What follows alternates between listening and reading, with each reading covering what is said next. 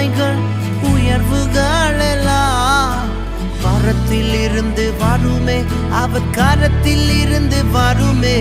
நான் எதிர்பார்த்து காத்திருக்கும் ஈவுகள் எல்லாம் பரத்தில் இருந்து வருமே, அவர் கரத்தில் இருந்து வருமே.